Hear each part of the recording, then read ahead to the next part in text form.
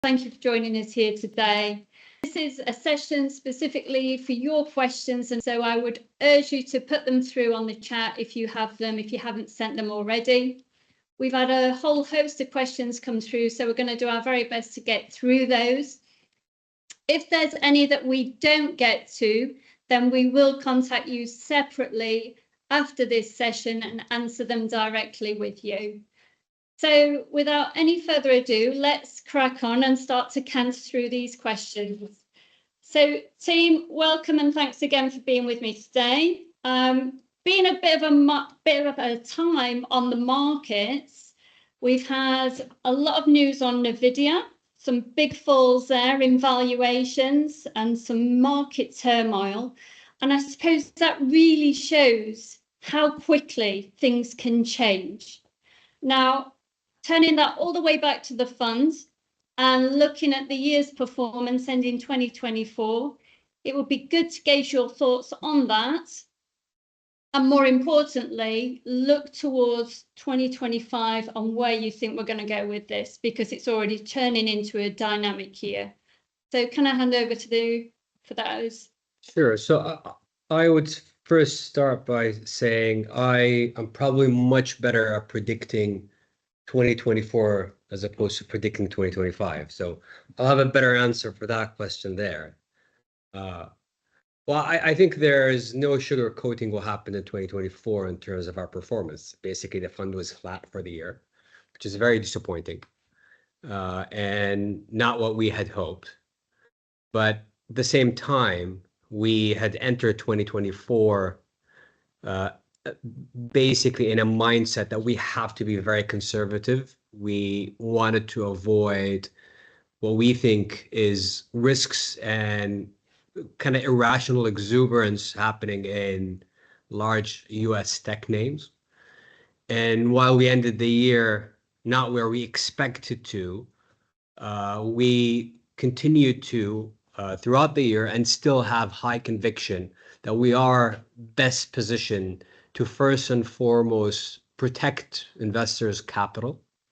And I think what happened in terms of market turmoil just the past few days just highlights how quickly the market can turn, but more importantly, how dependent it is on just a small number of names. And once they turn, so you see the market really kind of come down with it. And one of the things that still won't show up in investors' numbers is also just how differently positioned we are. So, and if you look at what happened on Monday, for example, when the index was down, the market was down massively, our stocks were actually up. Our portfolio was up for the day. And it's something that Aubrey and I have been talking about at previous kind of Q&As and the fireside chat that we had earlier this year, and also in the letter for Q4 2024. So I think you should expect this, we expect it, and you should expect this type of outcome where, yes, we've given up on and foregone a lot of upside in 2024 in order to protect our downside. And now we are best positioned to take advantage not take advantage, but actually be in an advantageous position as turmoil increases in the market, not only protecting our capital, but actually going up in price, because a lot of what we own is great businesses where, as Aubrey mentioned in the fireside chat a couple of weeks ago, capital had left these names and into big tech. And what we saw on Monday is just the reversal of that really kind of working in our favor. And that's kind of more of what we expect in 2025. It's very difficult to put an exact timing on these things, but I think just what happened this week just gives you a flavor of how differently positioned we are, how basically we have managed to hedge ourselves against this type of risk at the cost of basically lost opportunity in 2024. But we think that once this thing gets going, it will very quickly be reversed in our favor. You have anything to add? Well, I'm just wondering, are we going to answer, the question that I'm sure someone is going to ask about DeepSeek now, or do we answer that when we're actually asked. Well, I think you can get into it now, and because it's relevant to the conversation.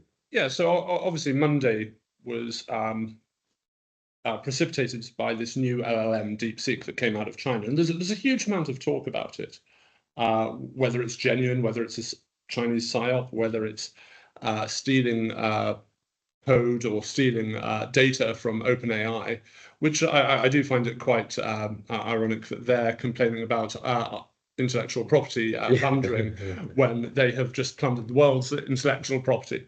But be that as it may, I think what's clear is that it is possible to produce an LLM a lot cheaper than people had previously thought. And that has woken the market up to the fact that capitalism exists and capitalism works. And what I mean by that is something that we've said for a long time now, which is that when you have superior returns, someone is going to come and compete those returns away. And the market seems to have forgotten about that for a while. That they looked at NVIDIA, they looked at OpenAI, they looked at the whole AI stack, and imagined that these margins were going to go out forever. And we've just said that this would be in complete contradiction with everything that history teaches us. And all of the market share also go to the same players, not just the margins. Exactly. So, we think that that is just not likely. And now we've had DeepSeek come about with maybe $5 million, possibly more, and not just come out of China, but also it's a side project of a hedge funds manager. Obviously, clearly a lot brighter than us. Yeah. But unless you have a side project like this on the go. No, mine are much more humble. Yeah, no. Look, the point is the market is now realizing that these margins might not be sustainable, and that is why there's a lot of fear. Now, the truth is, we're not going to know what the outcome is going to be, but we're going to have a much clearer picture at the end of tonight. 10:30, Microsoft will be reporting, and then we've got Meta as well, and then Amazon reports soon. Google, who we own, will be reporting, and then finally, about a month from now, NVIDIA will be reporting.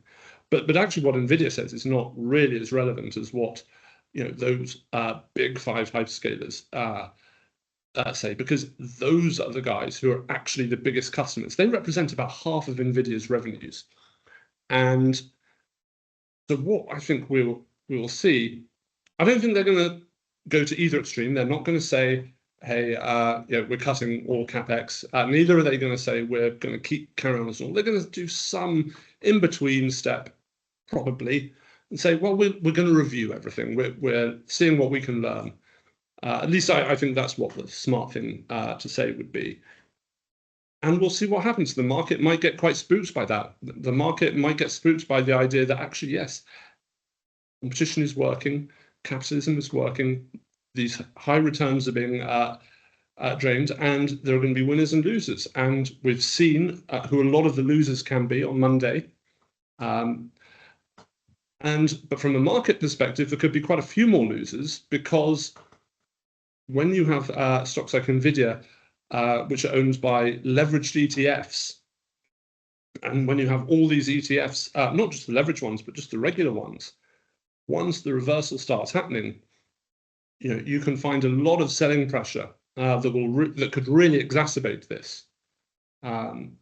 So we're excited because we've seen from our portfolio that actually we can win in this environment. And it's something we've been saying, but we've now actually got the proof. Well, maybe not 100% proof, but we have the evidence that actually we can win in an environment where the rest of the market falls. Well, I would also caveat that I don't think we're predicting that it will happen now, but I think whether kind of these things stop going up in price now or next quarter or the quarter after that, whatever it might be, this episode just shows you the degree of risk that's embedded in these names, and that the slightest bad news, they're priced to perfection, so that the slightest bad news causes a 15-20% decline in stock prices. And even Microsoft, even though it closed kind of better later in the day, at some point was down 7-8%. So it just shows you how vulnerable these names and the market in general to these names, because it's just been so concentrated in them. And the flip side of it is just how ignored boring stocks are.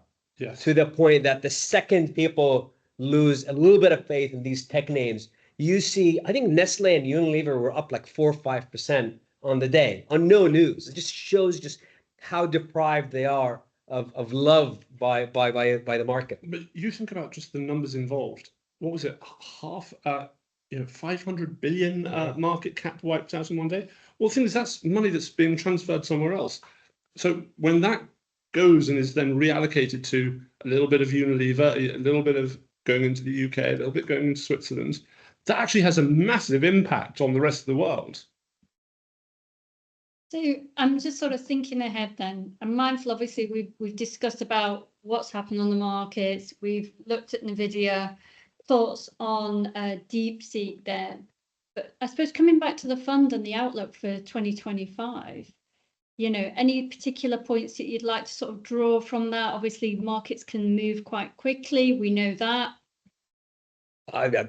It's impossible to predict what's going to happen in 2025, either in an absolute sense or in a relative sense. No one can, and anyone who does is a liar, to be completely honest. We don't know what's going to happen in 2025. What we do know is we own a portfolio of very high quality names. We know that they have, by our models, which we've been running for years and years and years, because of valuations and because their businesses have actually lapsed a lot of the challenges coming out of COVID, high rates, supply chain issues that we saw in 22, 23, they are in a great position as businesses, and they're trading at extremely attractive valuations.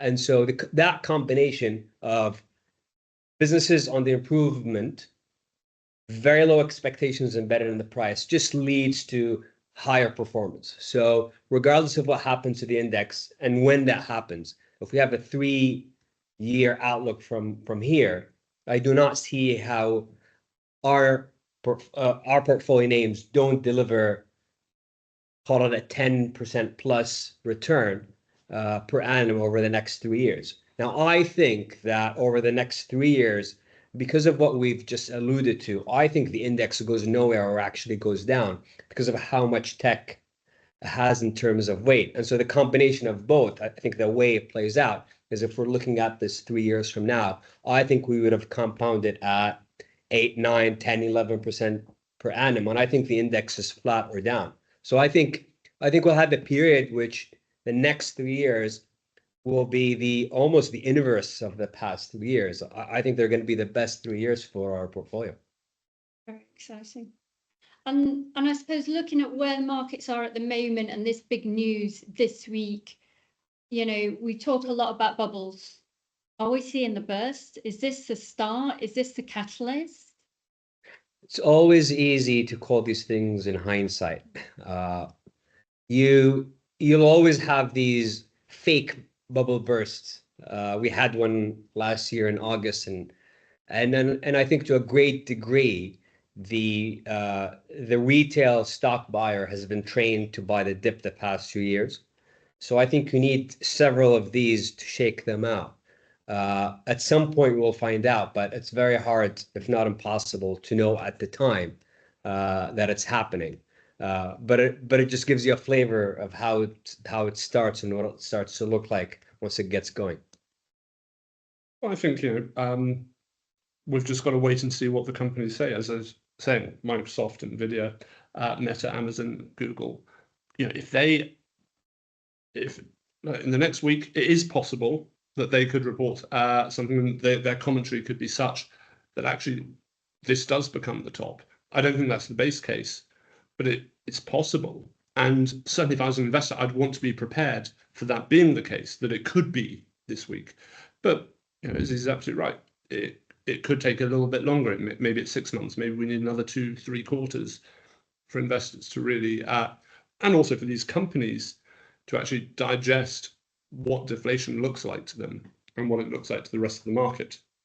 And the other thing that I would add is when you have these periods of extreme market sentiment, whether you'll use the word bubble or whatever you want to use it, someone might say, well, you keep saying we need to be patient, and how patient do we need to be?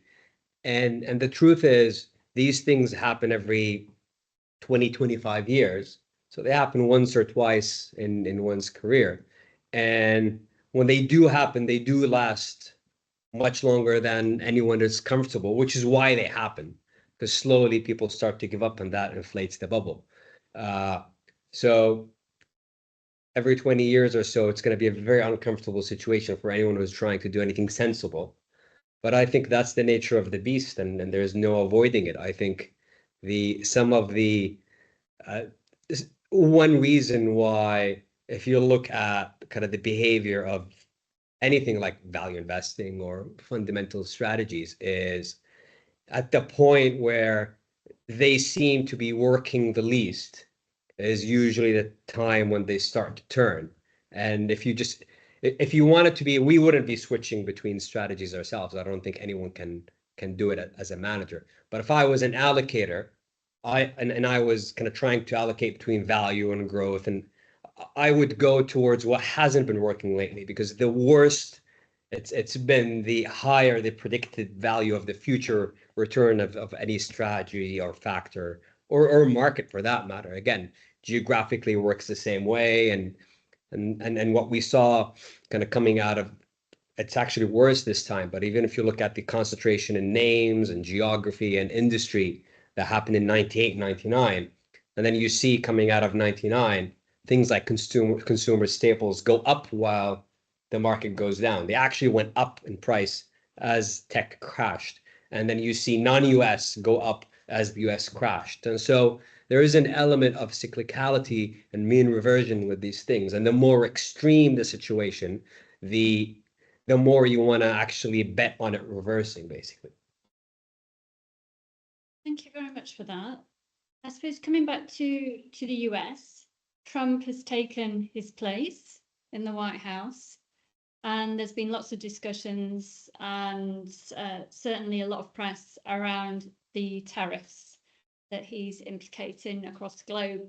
What's your views on those? And do you think that this could create any opportunity or challenges? What's your thoughts? I mean, my biggest take or view, at least, is I think the market, investors, and obviously voters are too relaxed about the downside risk of many of these policies, including just having him in the White House. And I find it shocking that people only talk about what they see as the positive in a lot of these policies and in having him. And I'm not going to debate what I think my base case view. I don't think that's the point here. But I think no one seems to be pricing in the really bad outcomes that can come out of these policies. And people are all viewing it in the view of how it helps the US and hurts everyone else. But the flip side of it is, in many of these cases, things can go really, really wrong for the US. And I think the market and people around Trump and voters basically have not priced that in. And I'm not saying it's the most likely outcome, but I do think there is a very high negative impact, even if the probability is low, outcome that is not getting priced in. But again, there's no point trying to say the tariffs will lead to this, because we frankly don't know what the shape of them is, how they're going to play out. Are they for real? What's the degree? Which industries? Which, there are just so many unknowns. In a vacuum, if you apply tariffs and no one retaliates, and that's la la land, because that's not the way the world works, well, it's a one-time increase in prices, and then you go on as usual. And so it may not actually be a something that starts kind of an inflation cycle from there on. But obviously nothing operates in a vacuum. And when you have counter tariffs and countermeasures and things like that, then it could lead to higher inflation. That's possibly the only bit that is now priced in, at least when you see it in rates. The rates have come down kind of the past couple of weeks, or especially this week. I think it's a wait and see. I think it's a wait and see, but I think there are way more negatives to this than is being priced in. Yeah, I mean, I certainly agree that you have to be careful about thinking whether it's actually going to happen, and is he really going to introduce these tariffs? Just look at Colombia, where he threatened 25% tariffs, and then they accepted his demands of deportations, and then all of a sudden the tariffs are dropped. So we don't know if they're real, but I think one thing we need to look into perspective is the size of imports and exports for America and Europe, and 15% of the US economy is US GDP is imports. So even if they go up quite high, it's not going to have that big an impact on inflation, but it will have an impact on inflation, and that does then just make it incrementally harder for interest rates to go down, and especially when US debt to GDP is at an all-time high. I would not want to be doing anything that is going to push rates up higher. I would be thinking about the other way around, but I'll let him. Yes. You're not the U.S. president, though, are you? No. Not that the U.S. president should be doing this, but no, my hands are too big. No. So Europe, on the other hand, exports about.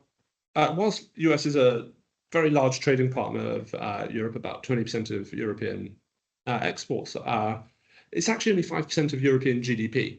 So how bad is it actually going to be when it's only 5% of your GDP? Yes, there are going to be pockets of pain, but actually it won't necessarily be that as bad for Europe, I think, as people think.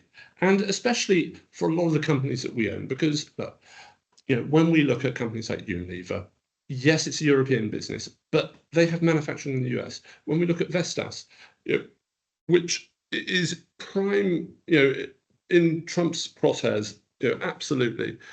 Except, again, they manufacture a lot in the US, so they won't be tariffed there. All his bluster is about offshore wind.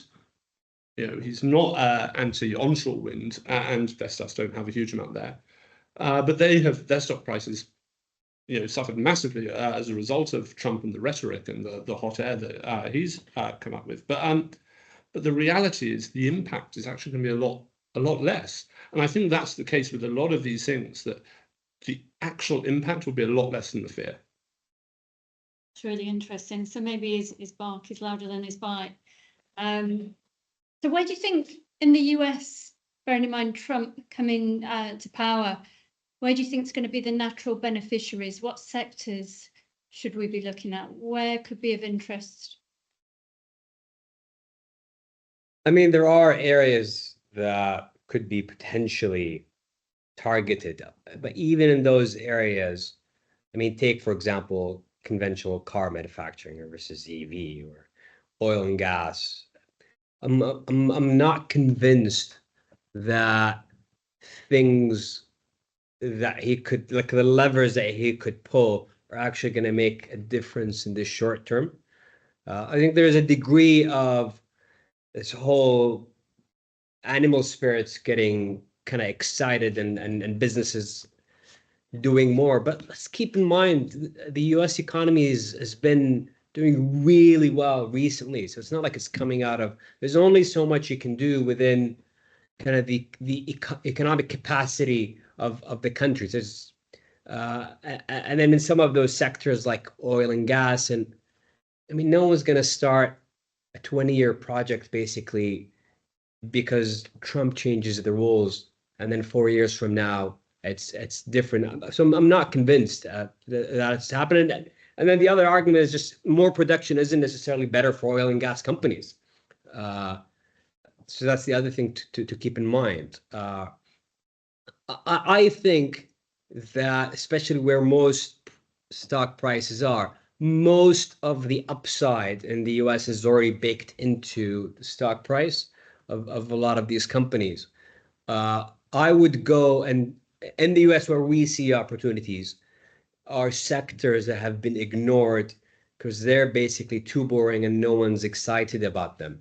And I think the way it works is, yes, those are sectors that are not growing that fast. They're growing 5, 6, 7, 8% per year, but they've been just hated so much that any change in sentiment is going to be very beneficial for the stock prices in these areas.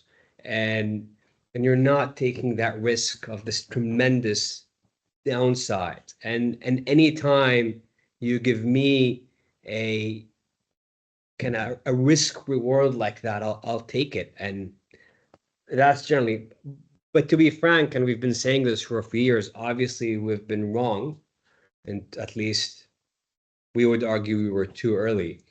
But the opportunity set in the US is a lot less exciting than in Europe. And it's been the case for a few years. And it's when you're making these risk reward decisions, you can't judge it over a year or 2 or 3 for that matter, because the upside starts to show up, but the downside takes time to manifest. And frankly, it may never happen, but usually it does eventually. And so it may look like option A is doing better than option B because it's growing faster. And then you can have 1 year where option A goes down 30, 40, 50%. And lo and behold, suddenly this boring thing that's been chugging along at 10 or 12% looks a lot better in retrospect. So the one thing that I suspect is going to be an opportunity for us in the US will come from higher volatility. And it's a combination of high valuations, erratic government, and a lot of mistakes potentially being done. And that could create opportunities where stock prices in the US get a lot more volatile. And volatility is good for our strategy. Our strategy does extremely well in volatile times. It does extremely well in down periods, and it does well in normal markets, and really underperforms if the market is super hot. And so I think we've had 2 years of super hot where we've kind of underperformed and disappointed.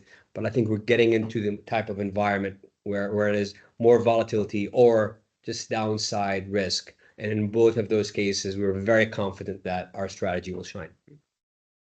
No, so I mean, going back to your question for a second, which sectors could do well under Trump? Well, I think we can follow the playbook from last time. And actually, if we look at last time, tariffs didn't have as big an effect as we all thought they were going to then. This was something that we feared, we positioned ourselves against, and but what did do well was defence, and I think defence will do very well again. But I don't want to be any part of funding bombs being built and sent to places in the world I don't want bombs being sent to, or being sent anywhere actually. But as you say, volatility, low volatility stocks I think will do very well. Low volatility, boring stocks, but especially the low vol, because when you have high volatility and when you have fear that you will have at the top of the market, when people's rat brain is kicking in right now. They've seen Nvidia down 17. They've seen some really massive moves. That rat brain is kicking in. People are getting afraid. And where do you go to when you're afraid? You go to boring safe. You go to low volatility, boring safe. So, and it's not just the volatility that we're seeing in the markets, but I think the volatility that we will see from US politics, and potentially European politics. Europe is not a saint here. Germany has got a crucial election coming up that a certain person has been interfering with on social media. But when you have all this excitement and I say excitement, fear, the most natural reaction for a lot of investors will be to go and find a safe place, and that is what we offer. And then the other thing to remember is a lot of these boring names, especially at the low volatility names, not just the boring. So just to distinguish, and we've talked about this in the past, there is boring and fast growing, which we like, and there is boring and low volatility like Nestle and Unilever, which we like to own some of, especially in certain markets. And this is precisely the kind of market you want to own things like that, because the way they behave is on average, they're half the volatility or so of the market, which might seem unexciting, but when the market is down 20% and you're down 10, that's a nice thing to have. But the reality is, if you look at how these stocks behave at points of extreme, points at the extremely high end of market performance, so following a 20% year, for example, and you look at how they behave, they actually don't have half of the volatility. And if you measure it kind of by correlation, they actually often have negative correlation, so negative betas against the market. And so they act as a really good hedge. And we saw this in 2022. We saw it in our portfolio in 2018. We saw it in our portfolio in 2011 and in GFC. They actually go up when the market crashes. And what that allows you to do is not only do you make money when the market is crashing, but you protect your capital. And that allows you to take some of that capital that you've protected, and then you go and you invest in higher growth companies, including some of the tech names that we've been talking about. I'd happily invest in Nvidia if it fell 80%. Exactly. You buy them at 50, 60, 70% discounts to the price that they're trading at right now. And when you go back and look at it kind of 5 years after that, basically people who bought at the peak are sitting at a loss, and you may have basically given up some upside for 2 years because you sat in these boring names and you looked like an idiot for two years. But that allowed you to go in, have the capital protected to go in after they come down. And then you go from that and you recover, and just the returns, just not only have you produce better returns, but you produce it at lower risk and lower volatility. So it works out eventually that way. But I think in 2025 and 2026, are we going to see, and I'm not going to predict the timing, but we will see more of what happened on Monday. And I think it's going to be a great environment for us. Yeah. I do think the other optionality that we have in our portfolio as a benefit of the low volatility names is if interest rates were to fall. You know, because a lot of these names are sort of virtual bond proxies, you have, due to the convexity, they go up an awful lot when interest rates go down. And because they're undervalued, they can, at the moment, they can actually go up a long way.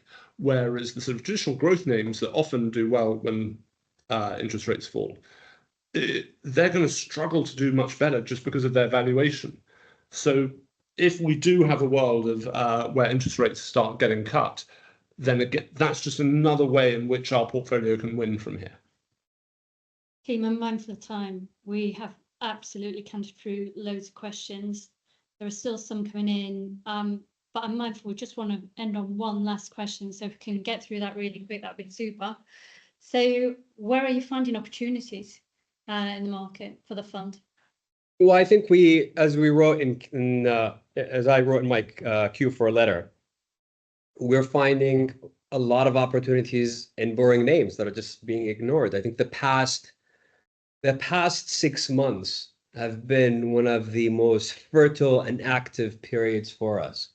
And the reason is there are a lot of things that are hated that we can deploy capital into. And we've talked about some of these names. I think in the past quarter, whether it's names that were new, like Johnson Services Group and 4imprint and buying L'Oreal kind of at the bottom, buying Nestle earlier as well and adding to it more recently. So I think there's a lot of opportunities like that where boring companies have really, really been ignored. And you look at them and it's a situation where if it's kind of like a one-sided bet, like heads I win, tails I don't lose much. And in this current market environment, that's a great opportunity to look at, I think, where we think there's a very good chance of the index coming down a lot at some point over the next 12 to 24 months. No, yeah, just agree. I would also say that whilst we've been talking a lot about Europe, there are still opportunities in America, especially in the smaller cap names and again, the more boring. It's not that we... Oh yeah, Solventum. Solventum is one that we also bought. That's a US. Exactly. Then it's a mid-cap stock. Yes. The 3M spin-off. Well, the thing is, large cap is trading at the highest premium it's ever traded to small cap. Yeah. So it's not surprising that we'd start finding opportunities in places like that. Super. Thank you very much, Jensen. Thank you for that insight. And to our audience, I hope that was exceptionally helpful. Here at Mayar Capital, if there are other questions that you have, then please do direct them to the investor relations team. Myself and Kate would be happy to answer those and respond to them directly. But without any further ado, I'd like to draw today's session to a close. Thank you very much for your time, and we look forward to seeing you again next time. Thank you. Thank you. Thank you.